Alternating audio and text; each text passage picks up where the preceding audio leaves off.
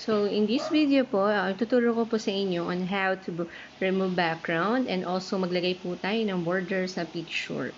Ang gagamitin po nating application na yung Picsart. Click Picsart.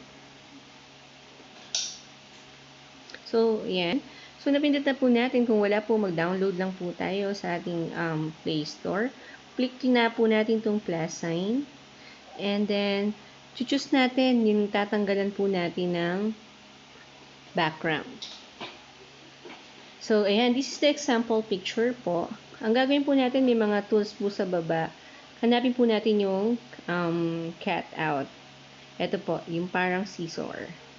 Click po natin yan. And then, meron po selection po sa baba na person, face, clothes, sky. Piliin po natin yung person. And then, ayan na po. So, wait lang po natin magkaroon ng red. So, yan, nagkaroon na po ng red, yung portion po ng person. Click na lang po natin yung check sa upper part po.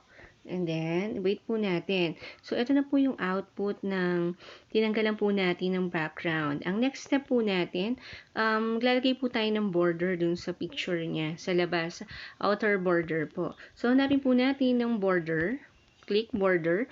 So, yan. Nagkaroon na po ng white border. So, pwede po natin yung i-adjust ang thickness. Pero, mas ginagamit lang po namin is ito lang po. Let's say 20. So, pwede po natin yung palitan ng color. Ito po. Kung gusto natin yan, orange. O, diba? Maganda. Yan. Lakihan lang po natin. Ito po yung mga sample po ng pictures na ginagamit sa YouTube thumbnail para mapaganda po at maging stunning po ang ating picture. And then, kung gusto natin ibalik sa white, and then another color po. For example, green. So, yan. Check lang po natin. Ganun lang po kasimple on how to create po a picture na may border po and also walang background. So, balik natin sa white. Click ulit natin yung check. Ayan. So, meron tayong output na pwede natin ilagay sa ating YouTube thumbnail.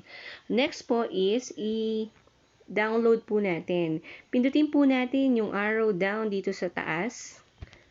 It means, masasave po ang ating pictures sa gallery.